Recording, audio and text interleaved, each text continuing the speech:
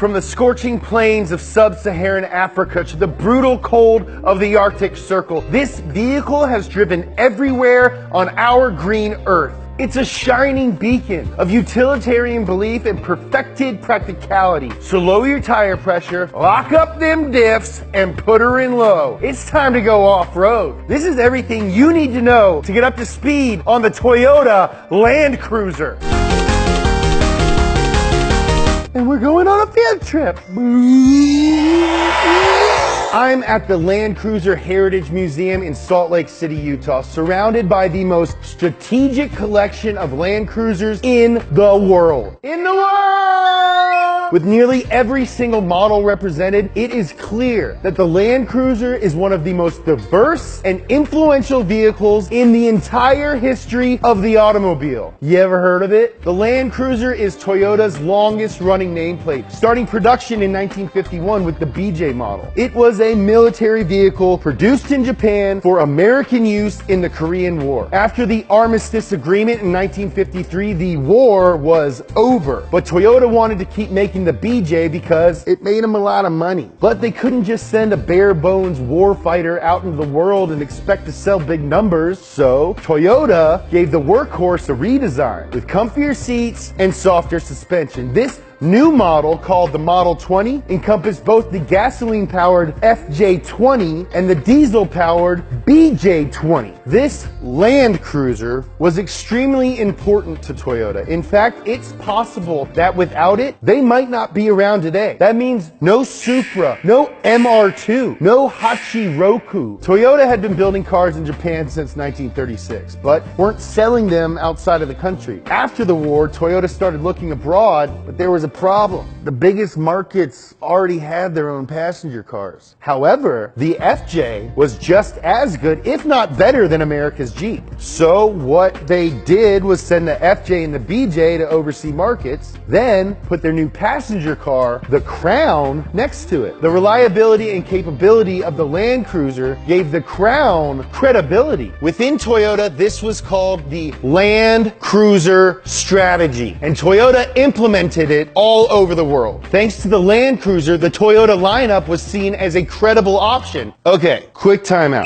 I'm going to be saying a lot of numbers and letters in this episode, and it might seem confusing, but it's not. Here's what they mean. The first letter is the engine. F means it has a straight six gasoline engine. B is a 4-cylinder diesel engine. And H means your cruiser has a 6-cylinder diesel. J is Toyota talk for Land Cruiser. Most people say it stands for Jeep, but it's never been officially confirmed by Toyota. The number after the J is the body style. 40 through 42 is short wheelbase. 43, 44, and 46 are medium wheelbase. 45s and 47s are long wheelbases, both available in Troopy and truck. So, when you hear someone say FJ44, that means it's a 6-cylinder gas Land Cruiser in the 40 series with a medium wheelbase. See?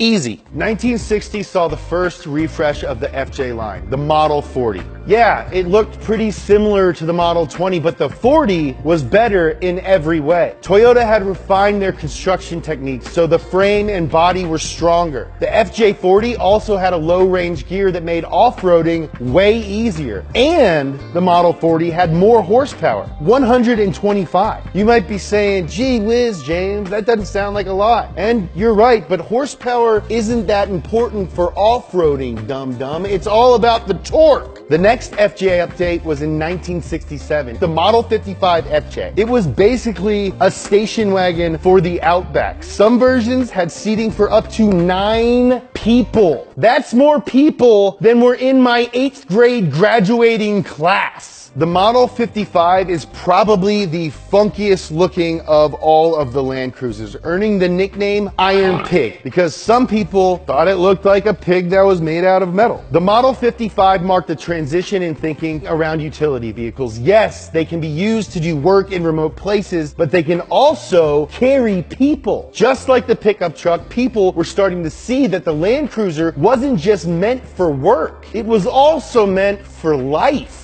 The paradigm shift was complete when Toyota dropped the Land Cruiser Model 60 in 1980. It was still the unstoppable off-roader people came to know and love, but now there was a luxury model. The GX had a moonroof, power mirrors, and more comfortable interior. Toyota knew that customers were shopping the Land Cruiser against the Land Rover, and that it needed to be better if they were going to compete. The most critical component was the Land Cruiser's solid front axle. What's a solid front axle? On heavy-duty vehicles, the wheels are connected with a solid beam. This is stronger than independent suspension and perfect for hauling stuff around. The simple nature of solid axles made them more reliable, which is exactly what you want when you're out in the bush. There are less components to break, so if something goes wrong, it's easier to fix. Plus, a solid axle lets you get sweet flex, bro. However, solid axles aren't great for handling and aren't as comfortable on the road. To solve this, Toyota put softer springs in the Land Cruiser, which allowed them even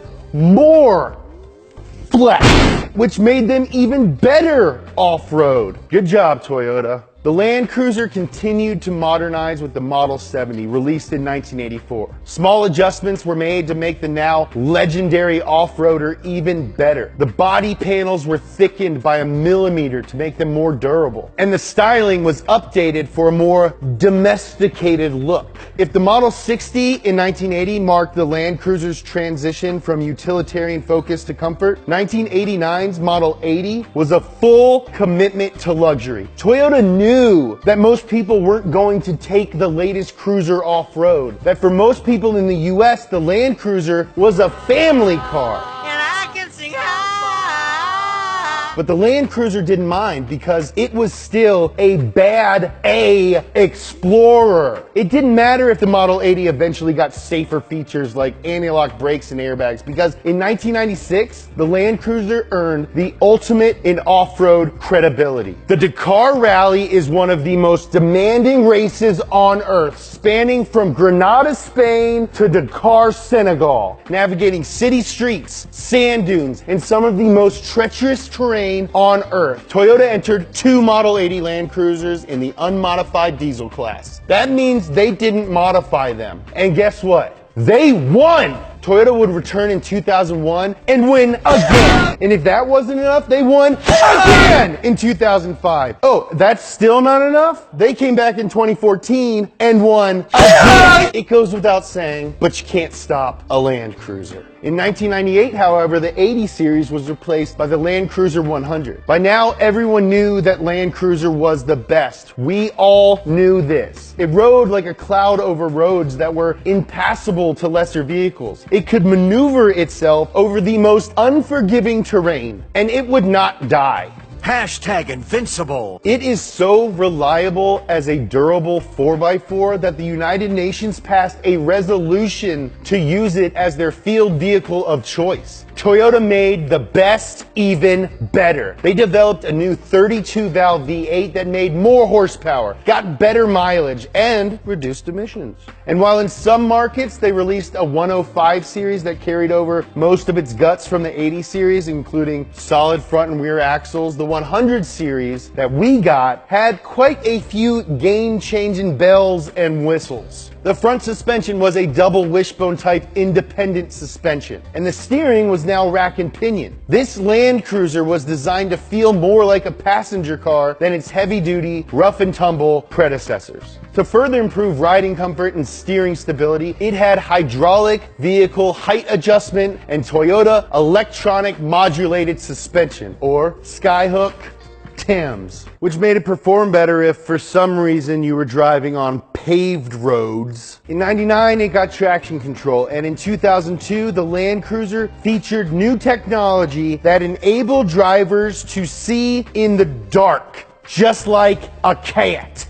Night View uses headlight projectors to emit near-infrared light. Then a camera captures that reflected radiation, a computer processes it, and it projects a black and white image on the windshield. I'm serious. They made this. This is Bruce Wayne stuff. Though the Land Cruiser 100 continues to evolve on the path of luxury passenger car, there are still users overseas who must drive it off-road. To meet the needs of Australia, Africa, and other rugged environments, Toyota is still cranking out the Land Cruiser 105 series. No matter how much it takes on the aura of luxury, the Land Cruiser is never far from its roots as an off-road vehicle. The latest version is no different. The 200 series is one of the most capable off-roaders, let alone luxury off-roaders, that you can buy today. It is a beautiful monster. Introduced in 2007, the 200 series pioneered features like downhill assist control, off-road anti-lock brakes, and crawl, all caps, which is basically cruise control for the trail. Using weird computer science, it basically drives itself.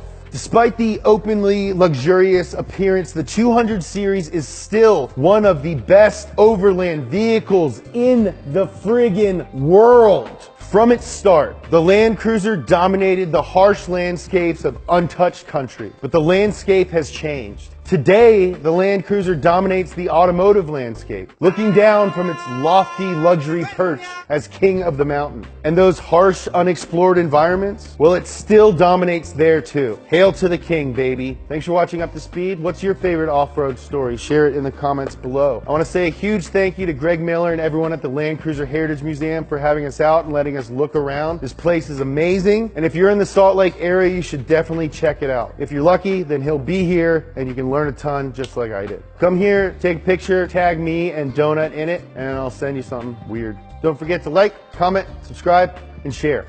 I love you.